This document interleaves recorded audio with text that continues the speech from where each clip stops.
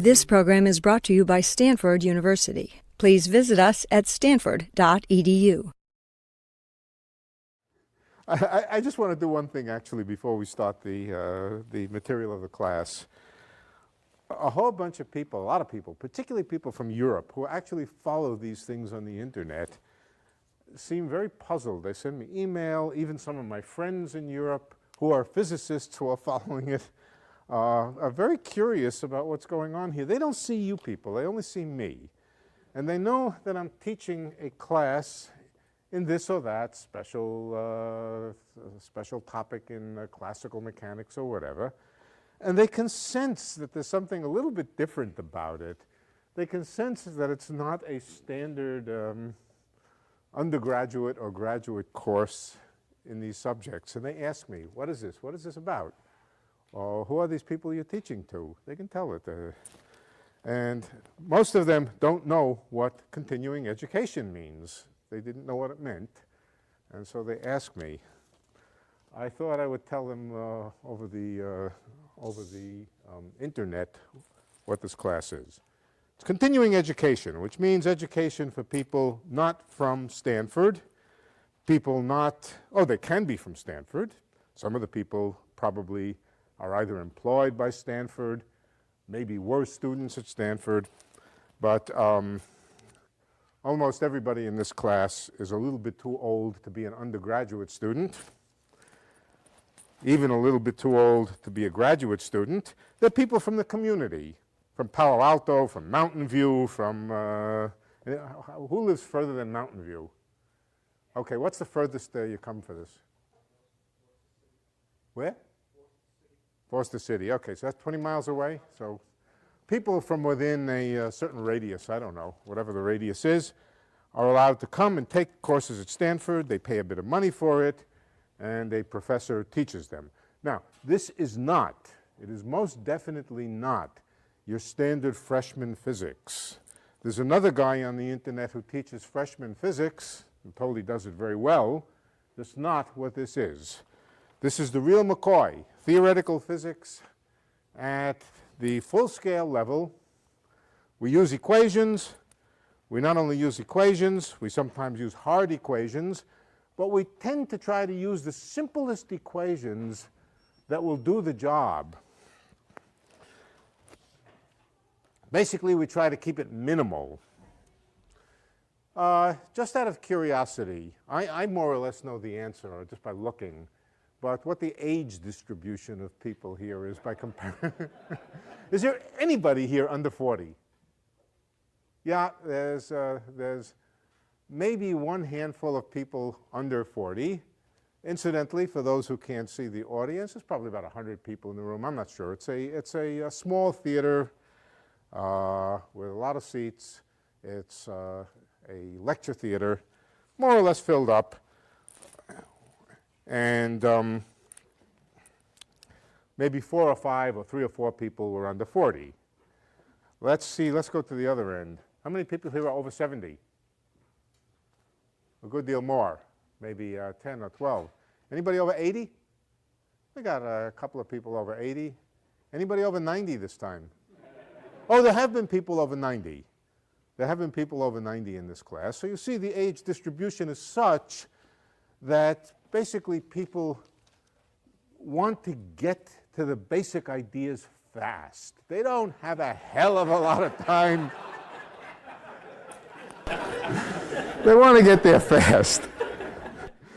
So I try to tell them in some minimal way what the basic things you really have to know in order to get on to the next thing.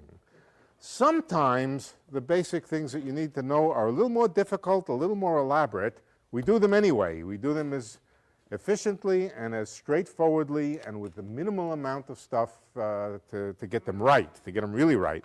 Not metaphor, not analogy, but equations when necessary.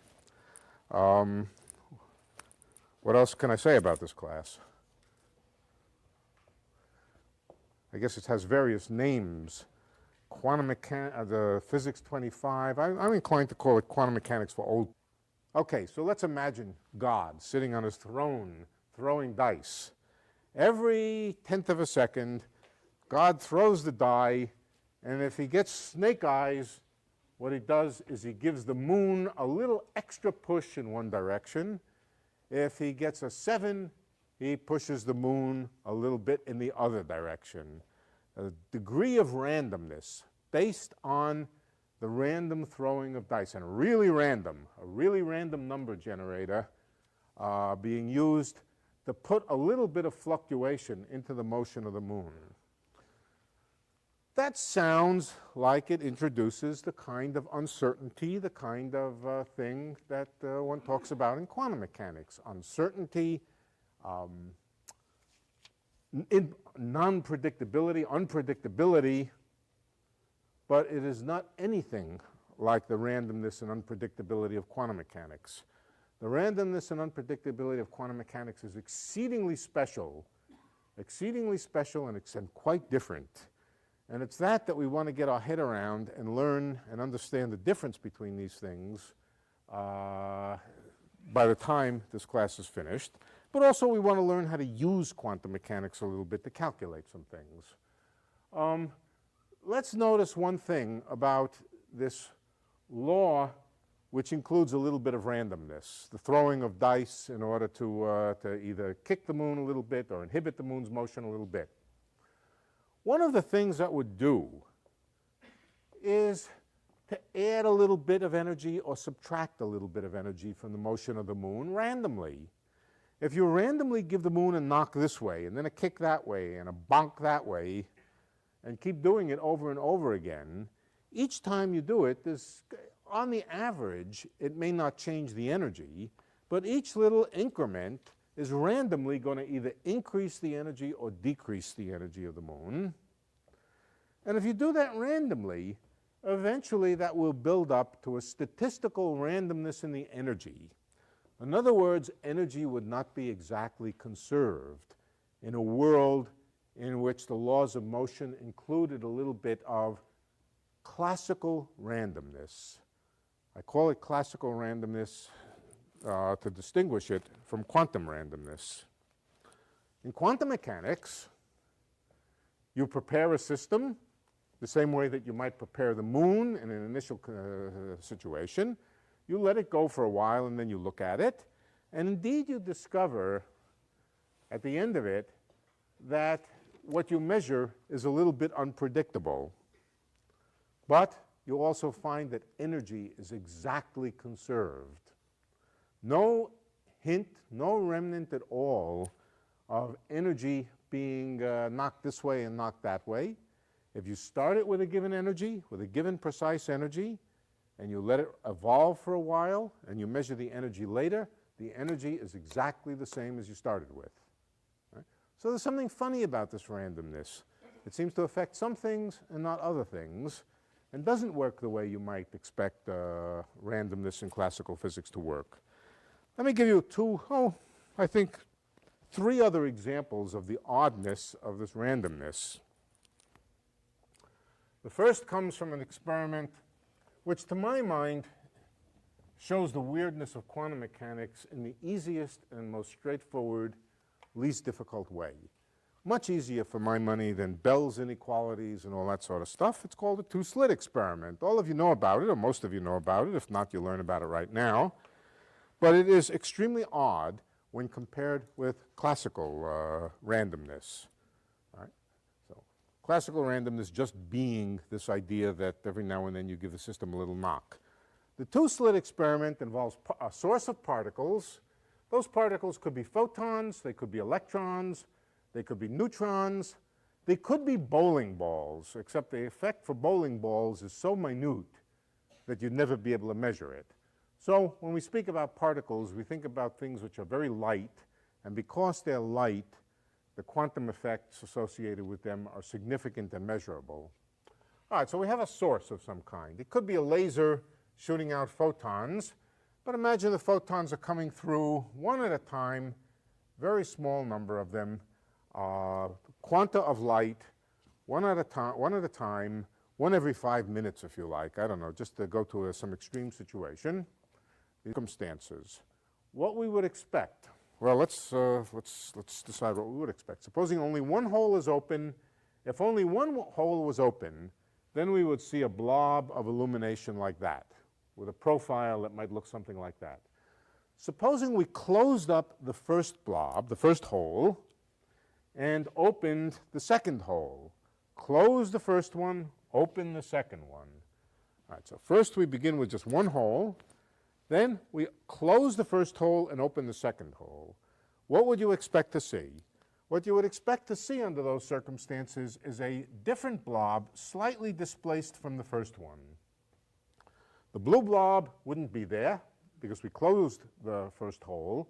The green blob would be there because we opened the second hole. Now, what happens if we open both holes? What happens if you open both holes in classical mechanics is the probability for a photon to get to the screen at any given point is the sum of the probabilities for it to get there by either route. The photon can either go through the upper route or it can go through the lower route if both holes are open.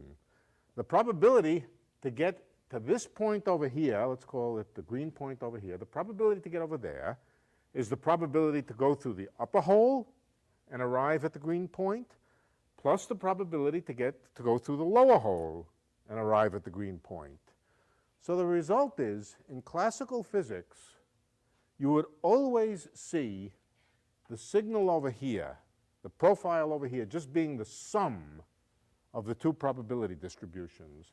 And it would look, I wish I had another color. They never leave me enough colors. All right. We would see something which would look like just a higher, well, no, it would be bigger than that.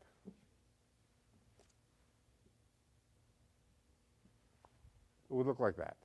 And in particular, if there was any point over here such that the photon could arrive either from one hole or from the other hole or both, then we would find illumination at that point for sure by opening both holes.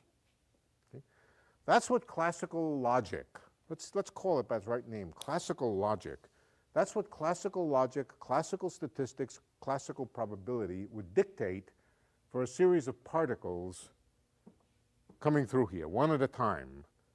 Right? When they come through one at a time, they make blip, blip, blip, blip, but the average probability of the distribution of blips would be a distribution which would be the sum of the two distributions. What happens if you really do this experiment? You find what's called an interference pattern. The interference pattern looks like this. Well, let's see. Let me get it right.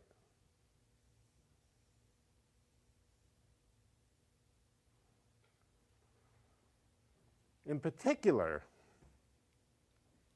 well, first of all, what is this figure? This figure is a probability distribution, and it tells you the horizontal axis here tells you what the probability of a photon getting to a particular point at a particular height here. But in particular, it says that there are no photons which arrive at that point.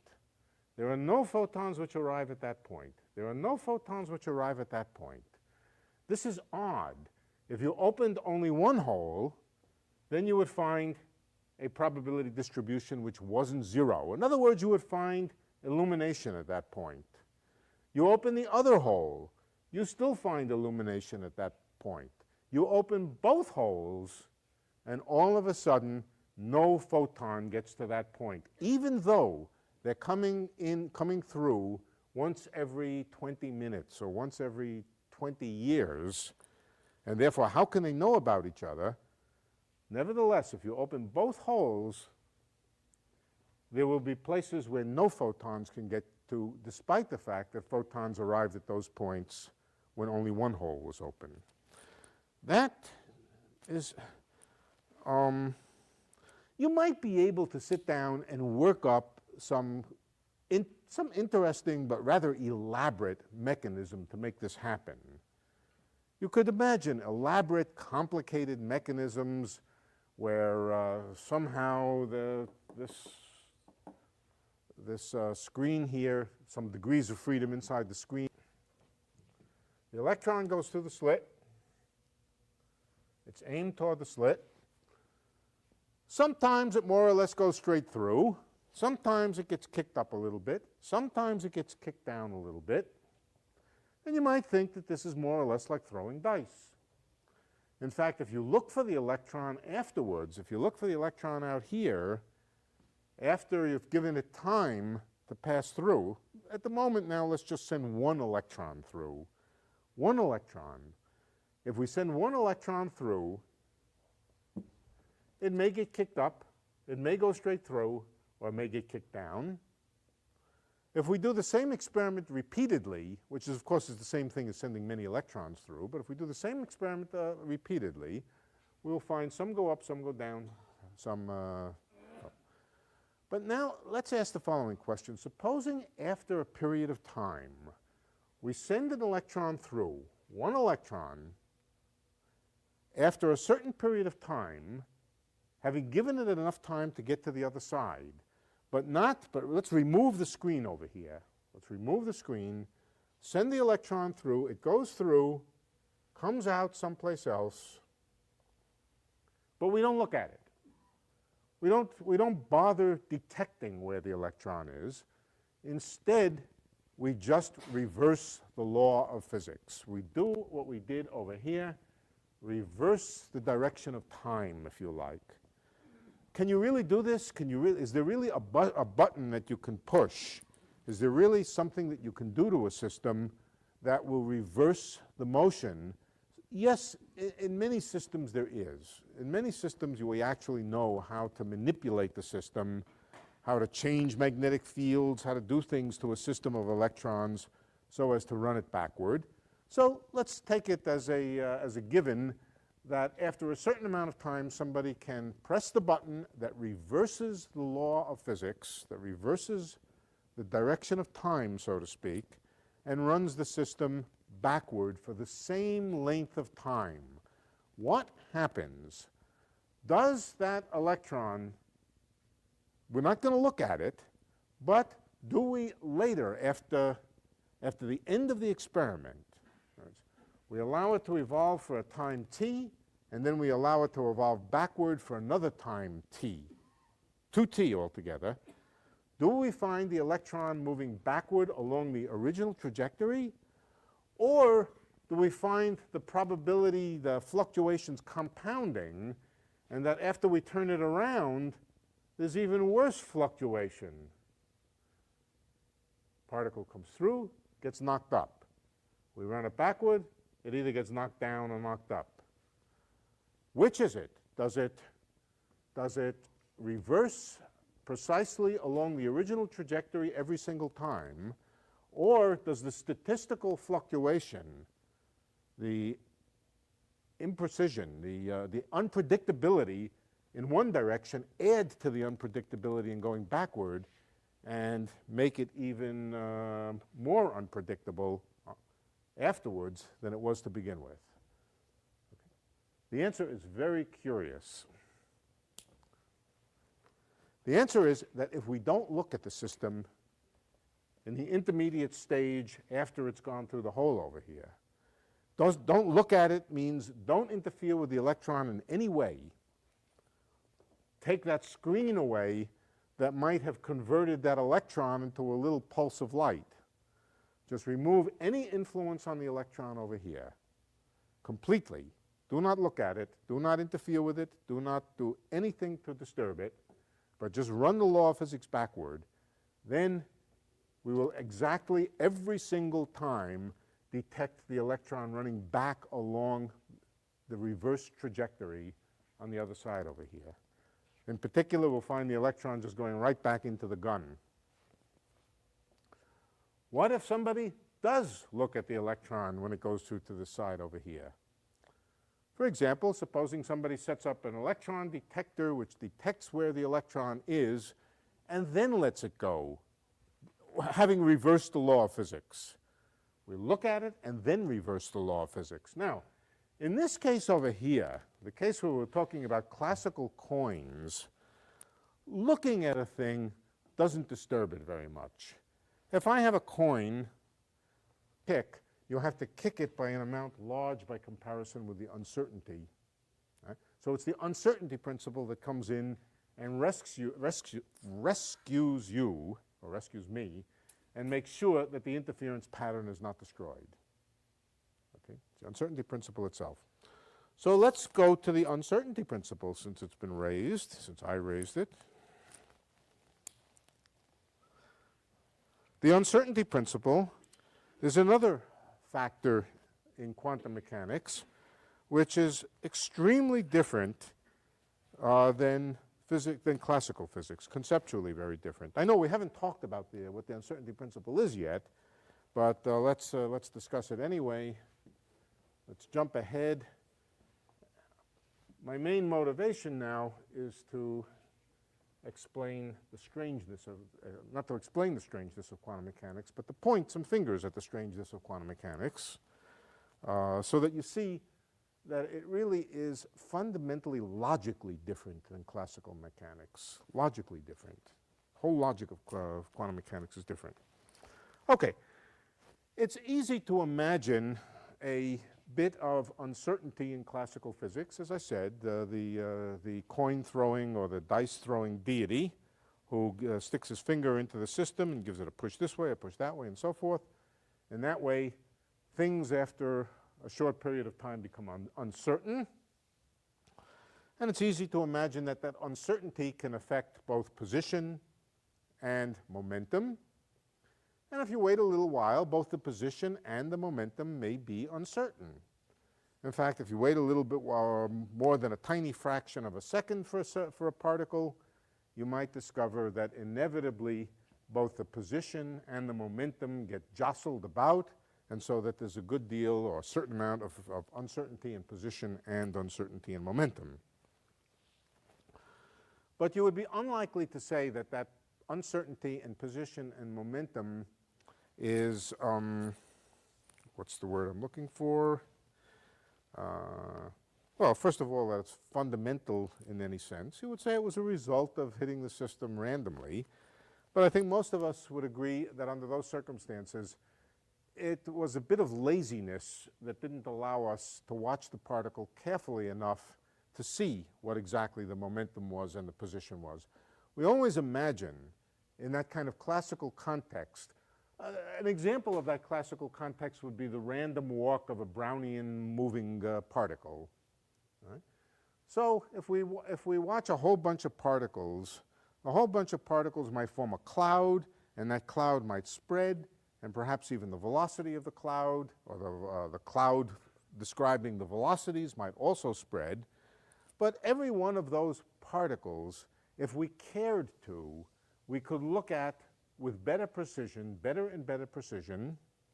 We could look at it gently as we liked in classical physics, and determine both its velocity and its position simultaneously.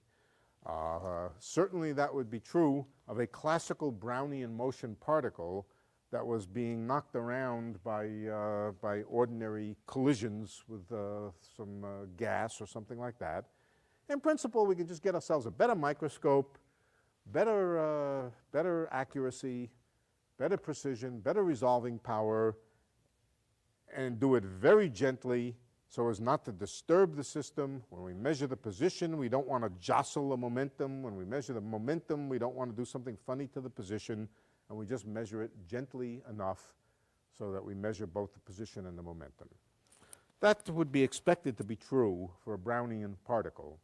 So the uncertainty in position and momentum is something which in a certain sense is due to our own laziness and not spending enough money and buying a good enough detector and so forth to be able to detect both the position and the velocity at the same time. On the other hand, in quantum mechanics, there's a really fundamental obstruction, a logical obstruction, a deep obstruction to ever being able to measure both the position and the velocity of a particle. I'm going to work it out for you and show you how it works. I'm going to show you how Heisenberg first thought about it. Well, he first thought about it entirely through abstract mathematics. For us, that's going to come later.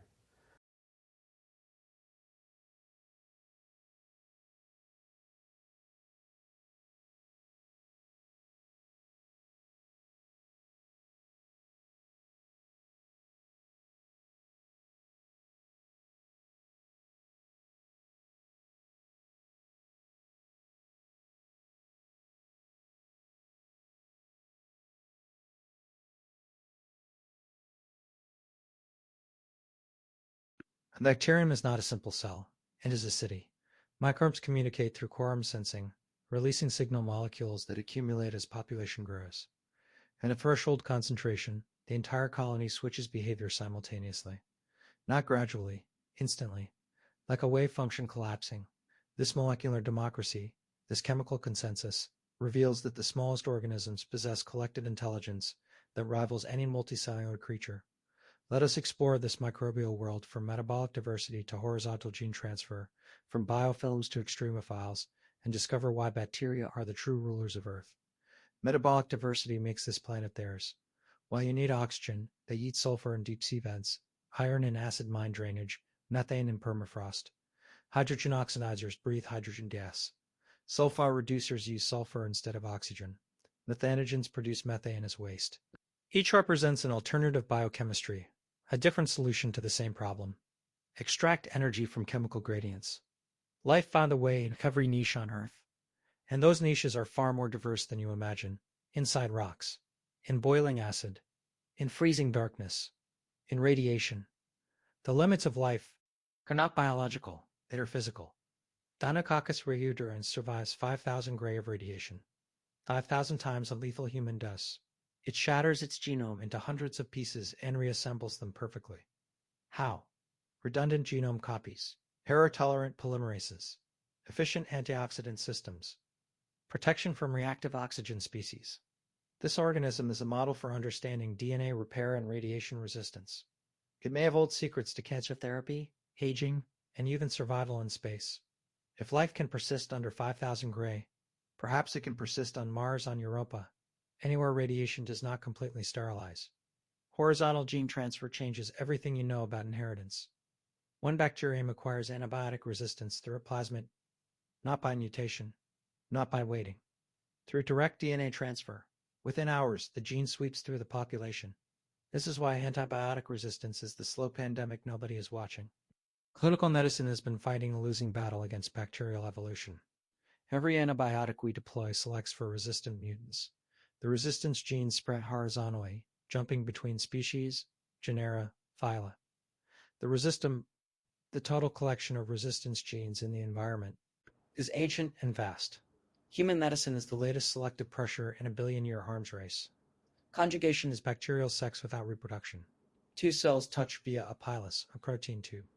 DNA flows from donor to recipient.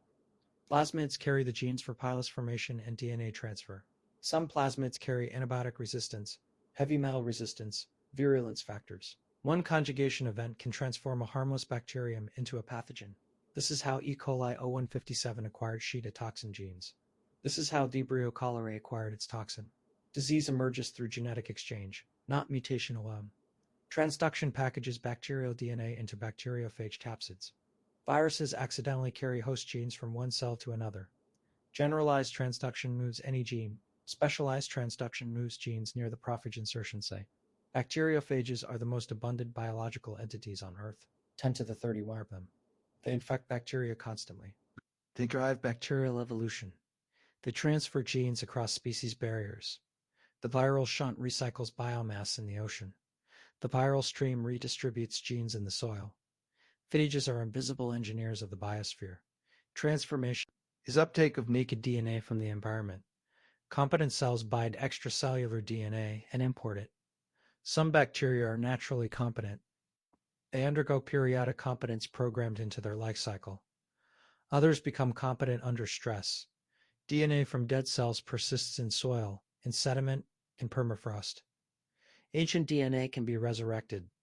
In 2016, scientists revived a 30,000-year-old virus from Siberian permafrost. In principle, ancient bacteria could be resurrected too. The genetic heritage of extinct organisms is preserved in the environment, waiting for a competent cell to discover it. Biofilms are bacterial civilizations. Single cells attached to surfaces secrete extracellular polymeric substances, polysaccharides, proteins, DNA. This matrix embeds the community. Nutrients concentrate within the biofilm. Waste products are shared. Signaling molecules create gradients. Cells differentiate into subpopulations with distinct roles. Persister cells survive antibiotics. Matrix producers protect the community. Motile cells disperse. Biofilms are the default state of bacteria in nature. Most bacterial cells in your body live in biofilms. Dental plaque, gut microbiota, lung colonizations. The free-living bacterium is the exception. The biofilm is the rule. Quorum sensing coordinates biofilm behavior. Autoinducer molecules diffuse freely. As population density increases, autoinducer concentration rises. At threshold, receptors activate transcription of target genes, bioluminescence in Vibrio fischeri, virulence factor production in Pseudomonas aeruginosa, sporulation in Bacillus subtilis, competition in Streptomyces, cooperation in Streptococcus. Quorum sensing regulates dozens of behaviors cross phyla. Some autoinducers are species-specific, others are universal. AI2 is produced by both gram-positive and gram-negative bacteria. Cross-species communication enables multi-species biofilms. The microbial world is a conversation. We are only beginning to understand the language. Biofilm resistance is formidable. The extracellular matrix acts as a diffusion barrier. Antibiotics penetrate slowly. Metabolic gradients create zones of dormancy. Persister cells survive treatment. Biofilms are 10 to 1,000 times more resistant than planktonic cells. Catheter infections, chronic wound infections, cystic fibrosis lung infections, dental caries, all are biofilm diseases. Eradicating biofilms requires new strategies. Quorum quenching, enzyme degradation of matrix, phage therapy, nanoparticle delivery. The biofilm problem is a pharmacological problem. We need molecules that disrupt communication, not just kill cells. Metabolic versatility extends to syntrophy, mutualistic metabolism. Two species cooperate to degrade substrates neither can use alone. Syntrophic bacteria oxidize fatty acids to acetate and hydrogen. The hydrogen accumulation inhibits the reaction. Methanogens consume hydrogen, keeping partial pressure low. The partnership is thermodynamically necessary. Neither survives without the other. This is not competition. This is interdependence. The biosphere is built on cooperation as much as conflict. Microbial ecology reveals that survival often requires partnership. Chemosynthesis replaces photosynthesis in deep-sea vents. Hydrothermal vents spew mineral-rich water at 400 degrees Celsius. Superheated water meets cold ocean water. Minerals precipitate as chimneys. Bacteria oxidize hydrogen sulfide to generate energy. They fix carbon dioxide into organic matter. They are the primary producers of that ecosystems. Tube worms without mouths host symbiotic bacteria in their tissues. Clams filter feed on bacterial mats. Crabs graze on chimneys. The entire food web derives energy from chemical bonds, not sunlight. Life thrives without the sun. This changes our expectations for extraterrestrial life. Europa's ocean, Enceladus's plumes, subsurface Mars, all could harbor chemosynthetic ecosystems. Nitrogen fixation converts atmospheric N2 to ammonia.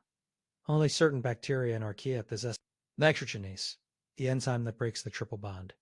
The reaction consumes enormous energy, 16 ATP per N2. Oxygen inactivates nitrogenase. Cyanobacteria protect nitrogenase in heterocysts. Specialized cells with thick walls and reduced respiration. Lagoon root nodules house rhizobia, bacteria that receive carbohydrates and supply fixed nitrogen. The symbiosis is regulated by flavonoid signaling. Plants secrete flavonoids. Bacteria perceive them and produce nod factors. Root hairs curl. Infection threads form. Bacteria enter cells. Nodules develop. Nitrogen is fixed. This symbiosis supports agriculture. Fertilizer production consumes 2% of global energy. Biological nitrogen fixation could replace synthetic fertilizer. Understanding nodulation signaling is key to engineering nitrogen-fixing cereals. Endosymbiosis created eukaryotes. Mitochondria were once free-living alpha-proteobacteria. Chloroplasts were once cyanobacteria. Gene transfer from endosymbiote to host nucleus is extensive. Most mitochondrial proteins are encoded in nuclear DNA. The organelles retained only a fraction of their original genome. This genomic reduction is irreversible. Mitochondria cannot survive outside the cell. Chloroplasts cannot survive outside the cell. The merger is permanent. Eukaryotic cells are chimeras, hosts harboring symbionts. All complex life, plants, animals, fungi, protists, descends from this symbiotic event. The tree of life is not a tree. It is a network. Symbiosis is a creative force in evolution. Phage therapy revives an old idea. Bacteriophages infect and lyse bacteria. They are specific. Each phage targets particular strains. They evolve alongside hosts. They are abundant in nature. Antibiotic resistance emerged because we overuse broad-spectrum drugs. Phages offer targeted therapy. The Georgia's Department of Microbiology in Tbilisi has used phage therapy for decades. Western interest is growing. Phage cocktails target multiple strains. Engineered phages carry lysins or antivirulence genes. Phage therapy faces regulatory hurdles. Quality control is difficult. Phages are living entities that mutate, but the resistance crisis demands new approaches. Phages may be part of the solution.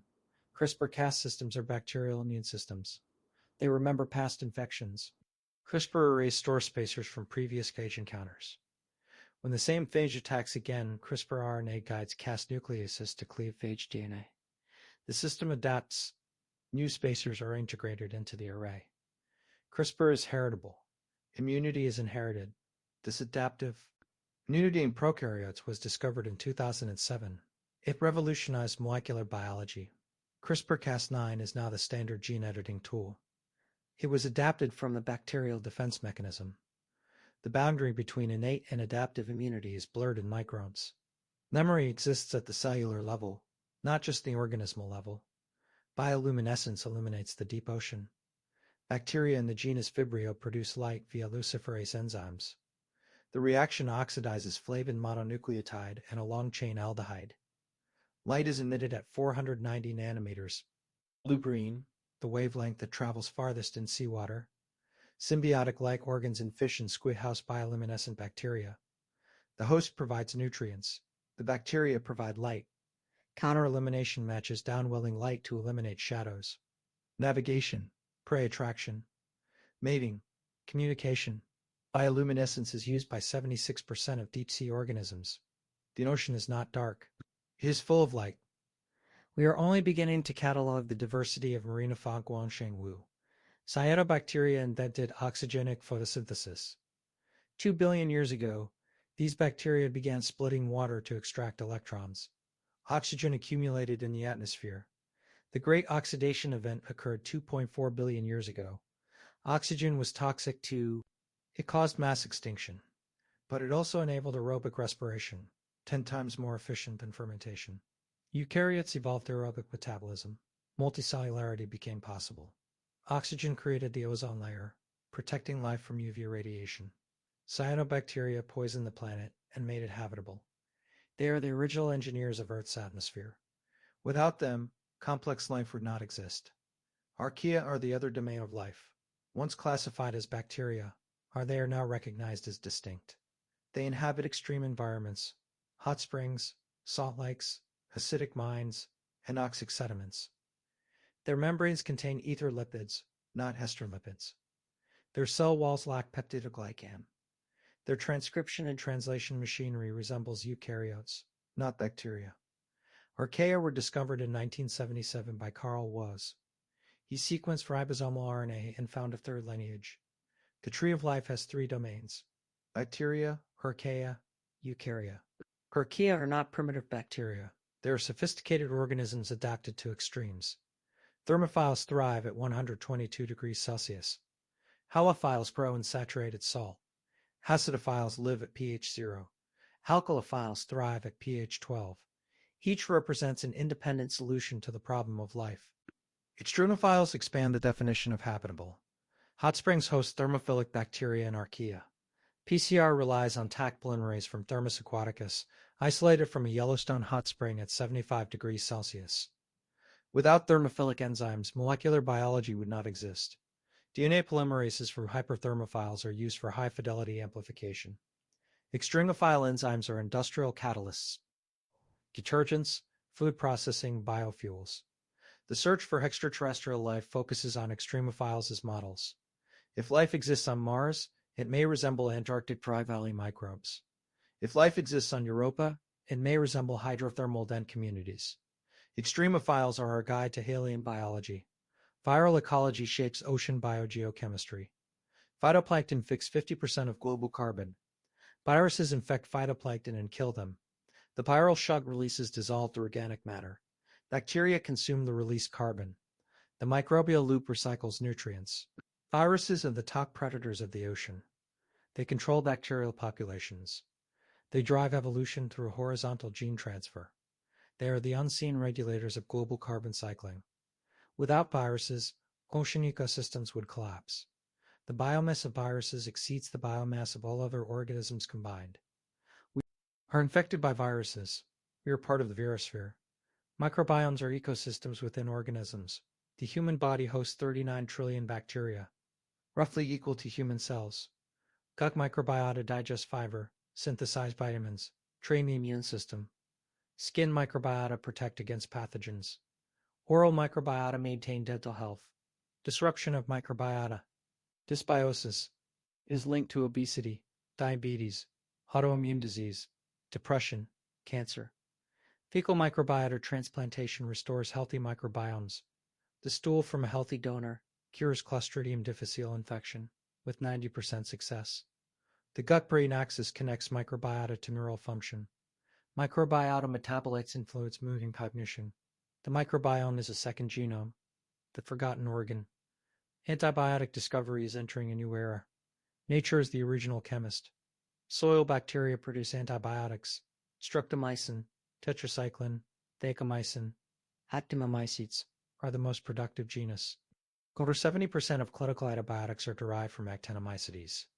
New antibiotics are discovered through genomics, mining bacterial genomes for biosynthetic gene clusters. Natural products are being rediscovered. Synthetic biology enables engineering of novel antibiotics. Phage tail fibers are being engineered as antimicrobials. Antimicrobial peptides are being optimized. The resistance crisis demands innovation. We must return to nature for solutions augmented by technology. Synthetic biology engineers microbes for purpose. Genetic circuits control gene expression. Toggle switches flick between states. Oscillators pulse rhythmically. Sensors detect environmental signals. Logic gates perform computation. Cells become factories, producing biofuels, pharmaceuticals, bioplastics. Metabolic engineering redirects flux toward desired products. CRISPR enables precise genome editing. Modular parts are standardized. Biobricks are assembled into systems. The dream is programmable biology, cells that think, sense, and act. Reality is emerging. Engineered E. coli produces artemisinin, the anti-malarial drug.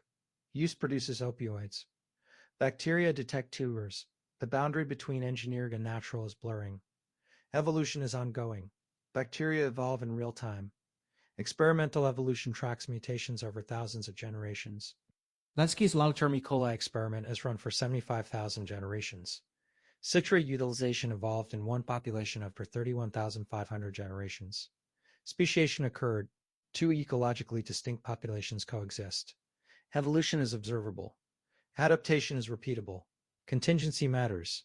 The same conditions produce different outcomes in different lineages. History matters. Chance matters. Selection matters. Evolution is deterministic and stochastic, predictable, and contingent. The experiment reveals the principles governing all life. The fossil record of microbes is sparse. No hard parts to preserve. But molecular fossils exist.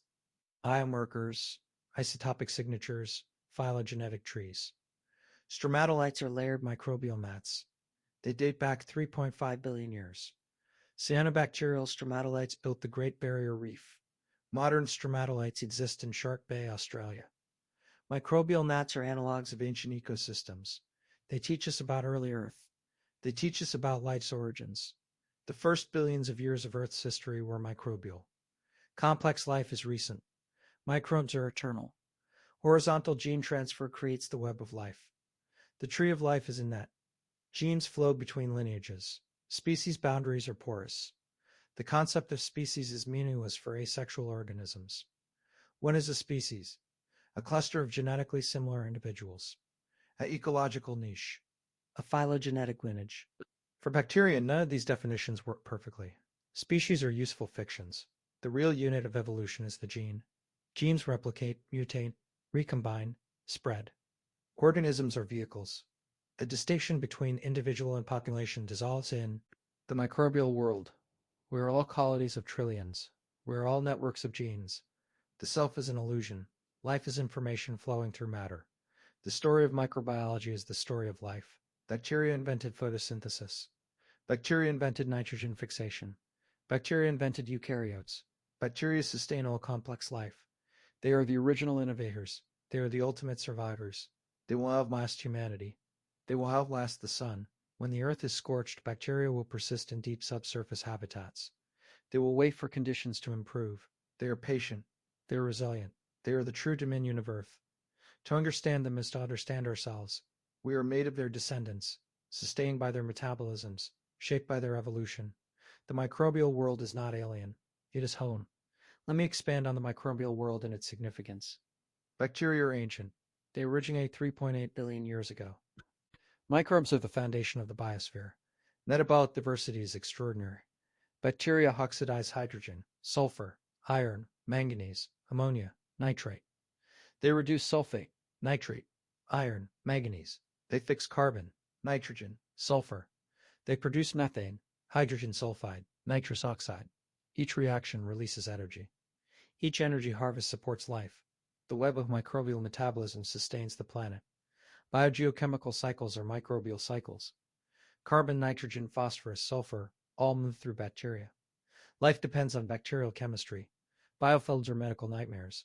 Dental plaque causes cavities and gum disease. Catheter infections kill thousands annually. Chronic wounds resist treatment. Cystic fibrosis patients die from Pseudomonas biofilms. Biofilms infections are difficult to eradicate. Antibiotics penetrate poorly. Persister cells survive. The immune system cannot clear them. New strategies are needed. Quorum quenching inhibits communication. Matrix-degrading enzymes dissolve protection. Phage therapy targets biofilms. Antisense oligonucleotides silence virulence genes. Combination therapy attacks multiple weaknesses. Innovation is essential. Antibiotic resistance is a global crisis. WHO declares it one of the top 10 threats to humanity. Deaths exceed 1 million annually, projected to reach 10 million by 2050. Resistance genes spread globally. Plasmids transfer between species.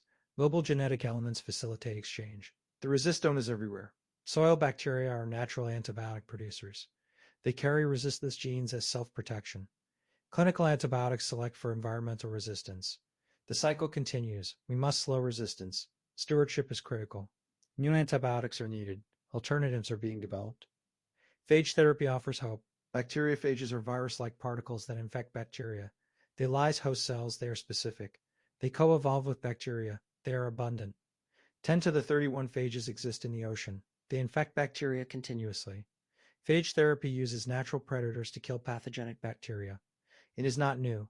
Soviet scientists used phages during World War II. Western medicine abandoned them for antibiotics. Now resistance forces reconsideration. Phage banks store diverse isolates. Phage cocktails target multiple strains. Engineering enhances efficacy. Clinical trials show promise. Up returns. CRISPR-Cas9 revolutionized biology. It enables precise genome editing. Scientists modify genes in any organism. Plants, animals, humans. Therapeutic applications are emerging. Genetic diseases may be cured. Cancer immunotherapy is enhanced. Agricultural productivity increases. Ethical questions arise. Germline editing affects future generations. Heritable changes are permanent. The debate continues. Science advances faster than ethics. Regulation lags behind capability. Responsibility is paramount. Synthetic biology engineers life. Scientists design genetic circuits. Cells become factories. Biofuels, bioplastics, pharmaceuticals, all producible. Metabolic engineering optimizes pathways. Genome minimization reduces complexity. Standardized parts enable modularity. Biobricks assemble like Legos. Design build test cycles iterate rapidly. Automation accelerates discovery. High-throughput screening identifies winners. Computational design predicts outcomes. The field is maturing. Engineering biology is becoming routine. Microbiome research transforms medicine. Gut bacteria influence health. Diversity correlates with wellness. Dysbiosis links to disease. Fecal transplant restores balance. Psychobiotics affect mental health. Probiotics claim benefits. Evidence is mixed. Prebiotics feed beneficial bacteria. Postbiotics are metabolic products. The microbiome is an organ. It deserves study. Personalized probiotics may emerge. Microbiome-based therapies are possible. Understanding is key. Extremophiles inspire biotechnology. Thermophilic enzymes are stable. They withstand high temperatures. PCR requires thermostable polymerase. Taq polymerase enables amplification. Other extremozymes have industrial applications. Detergent proteases from alkali files. Lactases from thermophiles. Amylases from acidophiles. Enzymes from extremophiles perform reactions under harsh conditions. Biocatalysis is green chemistry. Extremophiles are treasure troves. Exploration continues. Viral ecology shapes ecosystems. Viruses infect all life. They are most numerous biological entities. Ocean viruses kill 20% of biomass daily. The viral shunt recycles nutrients. Phage therapy targets pathogens. Gene delivery vectors use viruses. Gene therapy treats genetic diseases. Adeno-associated viruses deliver therapeutic genes. Lentiviruses transduce cells. HSV vectors carry large inserts. Viral vectors are tools. Understanding virology is essential.